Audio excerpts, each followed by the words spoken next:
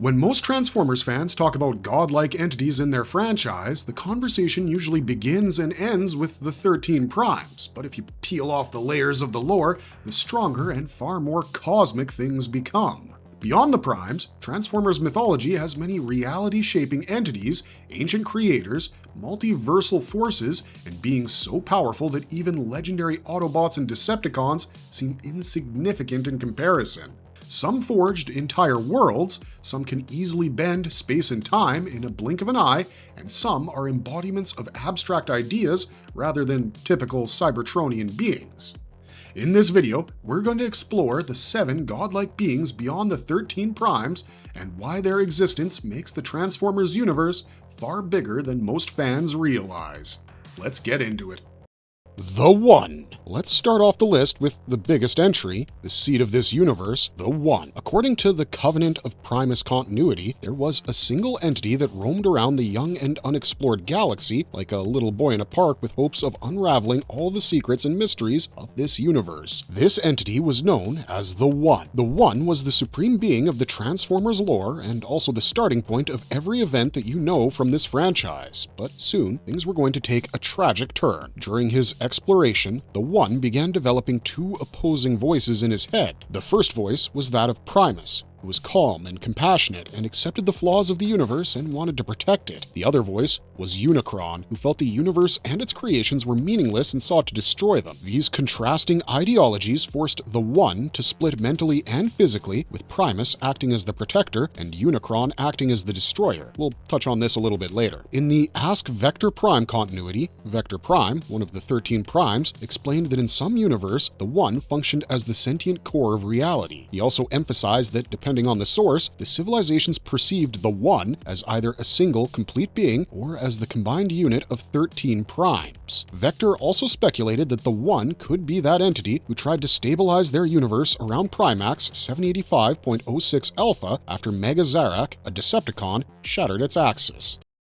Primus. For Primus, we're picking right up where we left off in the Covenant of Primus continuity. As I mentioned, the One was forced to split into 2 separate bodies, but the split wasn't 100%, and Primus and Unicron used to travel together across the universe. Later, Unicron destroyed the universes by consuming planets, moons, stars, and everything within its boundaries, thus earning the titles of Lord of Chaos, the Chaosbringer, and the Planet Eater. Primus, being the noble soul, used to fix his twin's mess. Primus tried to convince his twin to reunite and function as one, but Unicron rejected this idea and continued what he deemed right. This angered Primus, and he immediately separated himself from Unicron, and thus they became arch-enemies who would go on to define the entire Transformers lore. Both battled, but since they were at the same power level, the result was a stalemate. To change this, Primus created the 13 Primes to challenge and defeat Unicron, but the exhaustion of creating so many powerful beings resulted in him going for a deep hypersleep while his 13 Primes battled it out against Unicron. Later, the 13 Primes made Cybertron on his dormant body. If we talk about more major events, Prime kept himself out of the War of the Primes and only intervened when Onyx Prime merged with the Core. Prime scanned all life in the universe using the Triptych Mask and used it as an inspiration for creating the Cybertronian race. After this, Primus became the God, a power of the highest order for the Cybertronians who honored him through large religious groups and cults. Later, Primus also possessed the sacred Matrix of Leadership. This was an artifact of great power and was carried by the leader of the Autobots. The Matrix was corrupted by Dark Energon. In Transformers lore, Energon acts as the life-giving energy that flows through Primus. In short, it's the main power source and essence of all Transformer life. Dark Energon was the complete opposite, as it was the blood of Unicron and only spread corruption. The artifact was corrupted with Unicron's blood when the 13 Primes went against Unicron in a battle. Primus then brought the artifact to normal by placing an untainted fragment of himself inside it and trusted Optimus to safeguard it. But the legend of Primus didn't end there. It continued in other continuities as well. In the Marvel Comics continuity, the origin story of Primus is basically the same, but with a couple tweaks. According to it, before the universe could build itself, it was already facing a big threat in the form of Unicron, who was the last of the old gods. As a result, the One, or the sentient core of the universe, created a protector in the form of Primus. To defeat Unicron, Primus set up a trap, and Unicron fell for it. it. In the final act, Primus sealed the path between their energy forms and the physical universe, thus both gods were now imprisoned within stone bodies, which stripped them of their true cosmic essence forever. Luckily, both had the ability to alter their stone bodies. Unicron reshaped his stone form and created a new body and became the first Transformer. Primus, meanwhile, transformed himself into a planet, which became home for a species that imitated Unicron's transforming abilities. We talked about the Matrix of Leadership in the previous continuity, right? It also has significance here. Primus infused a part of his essence to make the Matrix of Leadership, which was passed on from one leader to the next. Primus wanted to protect his children from Unicron's attacks until they were ready, so he decided to go to sleep for a long time to cut the psychic link with Unicron, but before he did that, he created a last Autobot and hid him in a secret location on Cybertron. This last Autobot was destined to act as a guide for Primus's children when Primus wasn't around anymore. There are other tales about Primus in the countless other Transformers continuities, but we'll leave that for another day.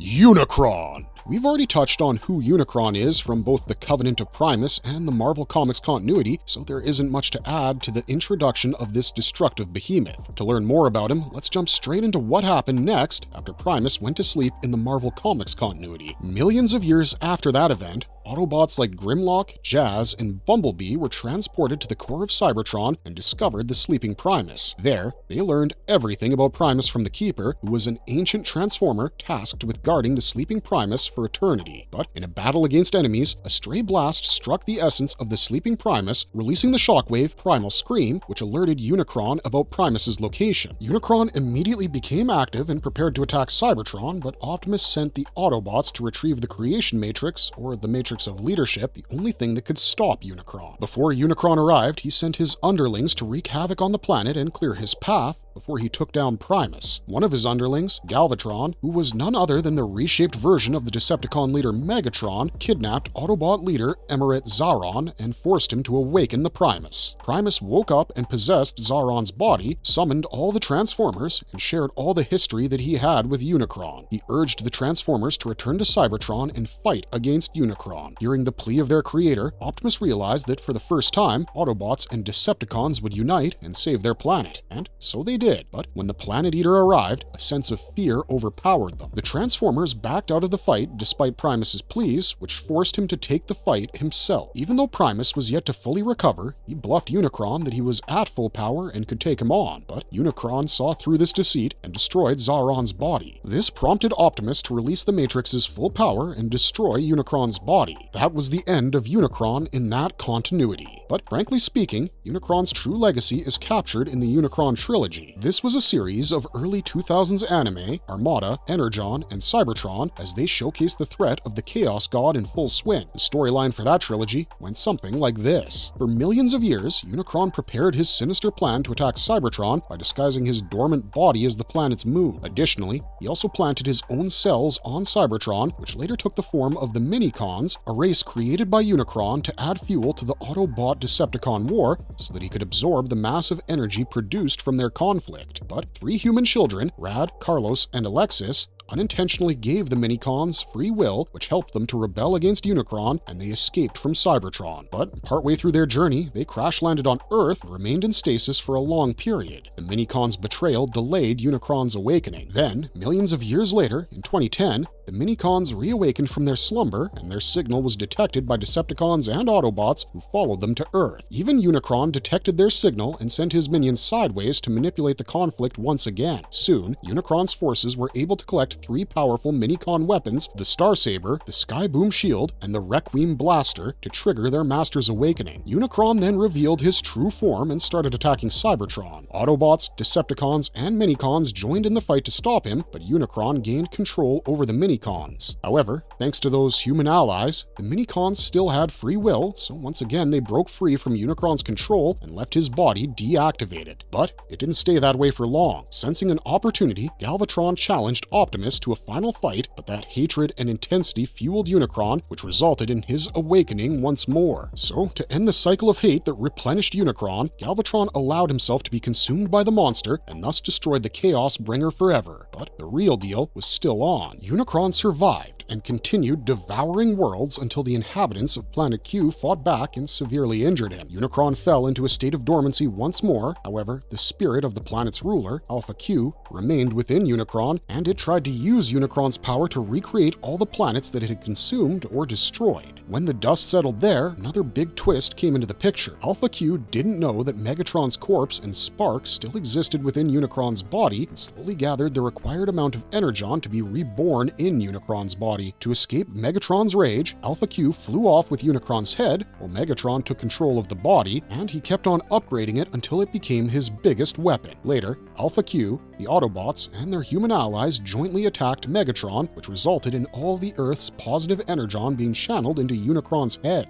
Later, Alpha Q transferred the positive energon towards the body, and thus, the positive-negative energon running through Unicron's body created a cosmic fissure that opened a new area of space where all the planets that were destroyed by Unicron were restored, while the head turned into an energon sun. However, Unicron's essence never faded, as its consciousness was always there in Megatron's mind. He guided Megatron to the powerful super energon beneath Cybertron, which transformed Megatron again into Galvatron. Galvatron then attacked Cybertron and took it under his control. Then, Unicron pushed Galvatron to take Cybertron towards the Alpha Q planets. After repeated failures in combat, Galvatron exposed himself to the super energon again and became a gigantic body, but Unicron gained control over that body and tried to merge it with his spark. However, Optimus engaged him in a battle and drew out his consciousness and sealed it with his own spark. The enraged Galvatron wanted to finish Unicron once and for all, but he accidentally merged with him, making the Chaosbringer alive again in that same gigantic body. But Galvatron regained his control over the body for a brief second and sacrificed himself by plunging into a newborn sun to destroy Unicron's consciousness. Primus wanted to trap Unicron in the heart of the new sun, but that plan failed as the sun collapsed into Unicron's singularity, a massive black hole that threatened the entire universe. However, this collapse did help Megatron escape, but he didn't return without gifts. He integrated the last remains of Unicron's body, and the armor of Unicron gave his powers a huge boost. He wanted to manipulate the black hole to destroy the universe, which was Unicron's ultimate desire, but before he could do that, Primus sealed the black hole, and in the final battle against Optimus, armor of Unicron and its wearer were also destroyed, wiping away the final remnants of Unicron from the universe. Well, that's all we've got about Unicron from the comics and animated shows, but Unicron has also played a crucial role in the films as well. In 1986's Transformers the movie, Unicron was the central antagonist, consuming planets for fun. He discovered a wounded Megatron and rebuilt him as Galvatron to destroy the Matrix of Leadership, the only thing that could destroy Unicron. Then, Unicron went on to consume planets and attack Cybertron, but Rodimus Prime ultimately unleashed the Matrix's power and destroyed him. Mortilus! Alright guys, from here on out, we're going to be talking about important Transformer entities we haven't already mentioned. The first is Mortilus. Mortilus is among the 5 original Cybertronian gods who were called the Guiding Hand. The other gods on this list are Primus, whom we already mentioned, Epistemus, Solomus, and Adaptus, which we'll discuss next. But for right now, let's focus on Mortilus. All the Cybertronian gods had just one job, and that was to steer the first generation of Cybertronians towards development, peace, and enlightenment. And then came the God War. Reason? Adaptus attempted to push Cybertron into conquering other galaxies. As usual, the other members didn't support Adaptus, so Adaptus rebelled and the other members stopped him. However, Adaptus escaped to the moon, Luna 1, and what he did next would change the course of Cybertronian history forever. He fired an electromagnetic pulse into the planet that erased everyone's memories, and even the gods forgot who they were. What followed next was even more bizarre. With a disturbed history, Mortilus was wrongly remembered as the traitor who caused the God War. Myths depicted him as a terrifying Deathbringer who created monsters like Trypticon and wielded a powerful void scepter. Some other legends even claimed that Primus killed Mortilus so that Cybertronians could live forever. Other stories also cooked up that Mortilus was forgiven for his deeds and created Afterspark, a realm where all departed sparks could exist in harmony. Due to these conflicting legends and stories, some worshipped Mortilus while others despised him and used his name as a curse. But one thing is certain, he was a controversial figure in Cybertronian history, and most of his worshippers were perceived as devil worshippers. In reality, however, Mortilus survived that war and later became the censor of the high-ceilinged manifold, living a silent life as a sensor officer. He later dedicated his life to recording the deaths of every Cybertronian because his close friend Tusk died and it went unreported. Later, Mortilus relocated to a forgotten planet known as Necroworld, where he set up vast machinery to track spark signatures, creating a garden of holographic statues for every living Cybertronian. The statue would be extinguished once its living counterpart died. Soon, Mortilus came to be known as the Necrobot, the servant of Primus who guided Sparks to the afterlife. Mortilus never really interfered in any events, but Nightbeat, a self-declared detective, pushed him to rescue certain lost Cybertronians using time travel technology. However, his heroics ended on a very tragic note. The Decepticon Justice Division discovered and murdered him. Why? Well, that's actually a big story. Eventually, it was revealed that the humble Necrobot was actually the misunderstood god of death, Mortilus, and a surviving member of the Guiding Hand. But how? Let's talk about that in our next entry. Adaptus. If you've been paying attention, you probably already have a pretty good idea about who Adaptus is, but you don't know that even though the members of the Guiding Hand had godly status, Adaptus was actually a mortal Cybertronian who introduced the art of transformation and guided the earliest society in Cybertronian civilization. As we already mentioned, he wasn't a true advocate of peace, as he thought peace would limit their kind's growth, so he wanted his race to wage wars against other species in the galaxy and become a dominant force. But nobody supported this ambition. As a result, Adaptus started a war, which came to be known as the God War. Adaptus was defeated in this battle, but he pulled a cheap trick. He escaped to the planet's moon and unleashed a massive electromagnetic pulse that erased the planet's history forever and even stripped the other members' memories of their past. We already talked about how this reset turned Mortilus into a traitor, but Adaptus became a hero and was remembered as the one who gifted Cybertronians their power to transform. After millions of years, Adaptus envisioned a future in which a monstrous figure resembling Primus destroyed the benzene cluster. To prevent this disaster, Adaptus took on the identity, the Grand Architect, and slowly began to build his force. His main aim was to build the God Gun, a massive weapon that required 5 recreated planet Cybertrons to channel immense energy capable of destroying the approaching threat. Adaptus even went so far as to manipulate wars, create sleeper agents, and reshape the entire star system to create space for his weapon's construction. When Rodimus and the crew of the Lost Light confronted Adaptus, he revealed his true identity as well as the lost history of the Guiding Hand. And here, the true identity of Mortilus was also revealed. Later, in a massive war, Adaptus fought against Solomus, and both were seriously wounded, with their bodies collapsing into inert sentio metallico, and thus, Adaptus' story came to an end.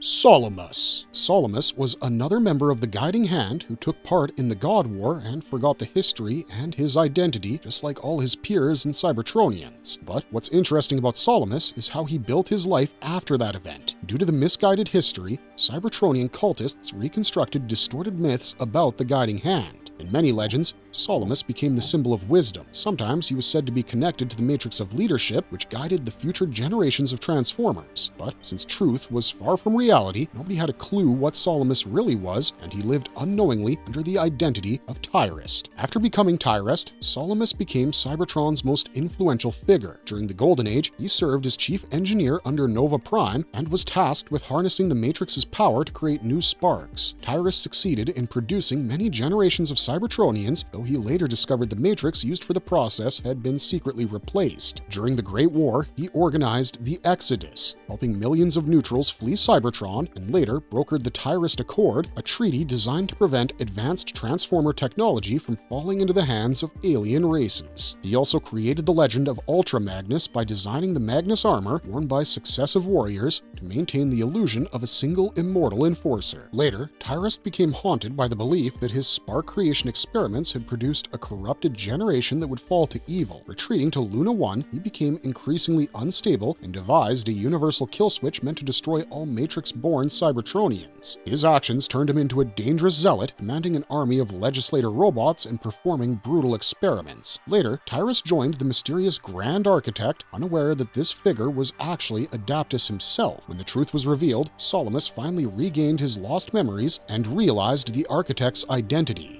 In a fit of rage, he attacked Adaptus in a final confrontation. As you already know, this brutal battle ended with 2 ancient beings being wounded, forcing them to dissolve into sentio metallico.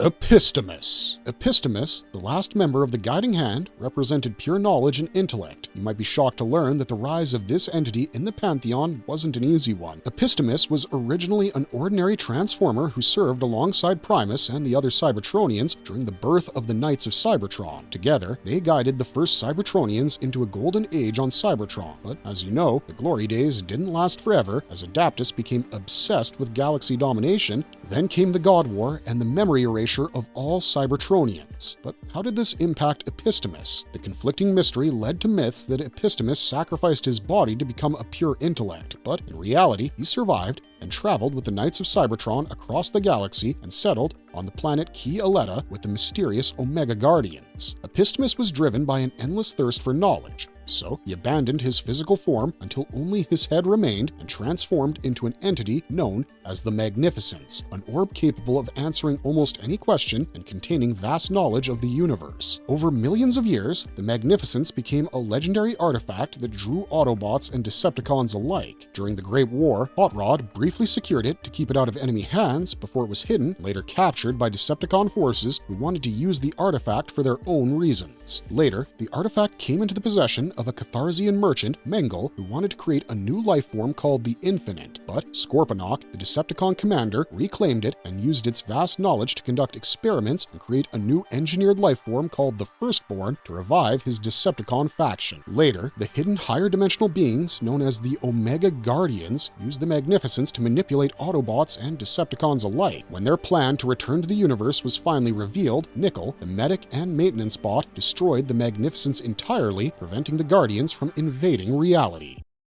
Well, that was quite the cosmic journey, guys. We covered everything from the sentient core of this universe to a mad scientist known for only bringing doom. But one thing is for certain, now we know that the Transformers weren't just always about the Autobots and Decepticons, and even the 13 Primes. When you dive deep in the lore, you discover gems of characters and beings who shaped this universe from the back end, and the legacy of all these gods is living proof of that. So before we call it a day, we thought it'd be a good idea to ask you, which one of these gods' stories impressed you the most? Which god do you think will appear in the Transformers movie franchise in the future? And let us know which other universe's hidden gods you want us to cover next, because who knows, that might be our next video. Let us know your thoughts in the comment section down below, and don't forget to like, share, and subscribe to this channel for more interesting lore breakdowns. We'll be back soon with more Transformers videos, so until next time, thanks for watching and stay safe out there. See you next time.